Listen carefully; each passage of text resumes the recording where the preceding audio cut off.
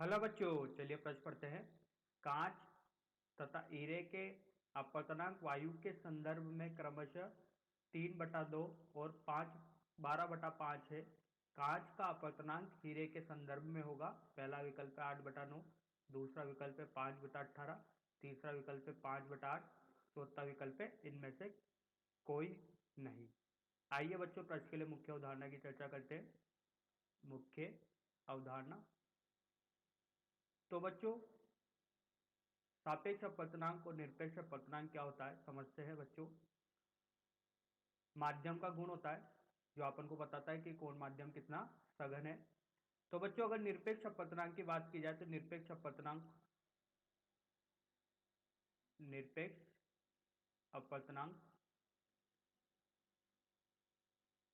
ये होता है बच्चा, प्रकाश का वेग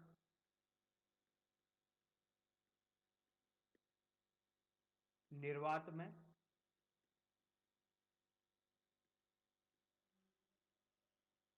बटे प्रकाश का वेग माध्यम में।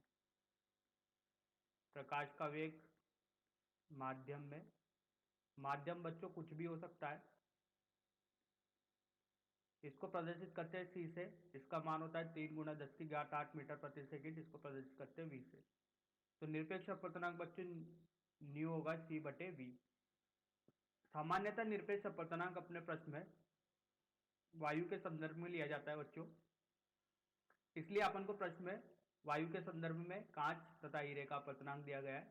सापेक्ष अपवर्तनांक की बात की जाए बच्चों, सापेक्ष अपवर्तनांक। तो बच्चों, सापेक्ष अपवर्तनांक माध्यम एक का अपवर्तनांक μ1 है और माध्यम दो का अपवर्तनांक μ2 है। तो माध्यम एक का अपवर्तनांक माध्यम दो के सापेक्ष बच्चों लिखा जाएगा दूसरे माध्यम का अपवर्तनांक बटे पहले माध्यम का अपवर्तनांक। तो ये अपवर्तनांक कहलाता है बच्चों सापेक्ष अपवर्तनांक। आइए बच्चों, इस मुख्य उदाहरण के आधार पर प्रश्न को हल करते हैं। बोला गया है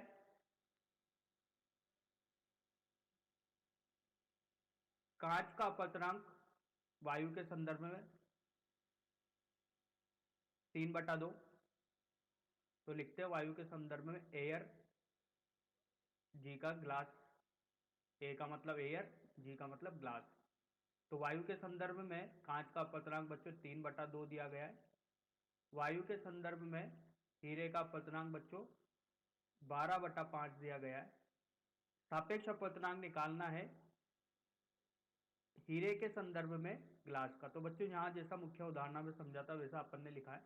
जिसके संदर्भ में निकालना होता है वो आगे आता है और जिसका निकालना होता है वो पीछे आता है बच्चों। तो यहाँ पर जिसका निकालना रहता है वो ऊपर आता है, जिसके संदर्भ में निकालना रहता है वो बच्चों नीचे आता है। और ये निरपेक्ष अपवर्तनांक है जो कि वायु के सापेक्ष दिए गए हैं बच्चों। तो सापेक्ष अपवर्तनांक को अपन ने यहाँ पर निरपेक्ष अपवर्तनांक के रूप में लिख लिया है। अब इनके मान रखते हैं बच्चों। तो देखिए, वायु के संदर्भ में कांच का 3/2 है और वायु के संदर्भ में हीरे का 12/5 है। तो इसको हल करने पर देखिए बच्चों, 3/2 गुणे 5/12। तो बच्चों ये गया 4 बार। तो बच्चों यहां से मिलता है अपन को 5/8। तो देखिए अपना सही विकल्प कौन सा बच्चों। सही विकल्प देखते हैं कौन सा सही विकल्प लग रहा है यहाँ पर अपन को। देखिए 5/8 सही विकल्प है अपना। आशा करता हूँ आपको यह समझ में आया होगा। धन्यवाद।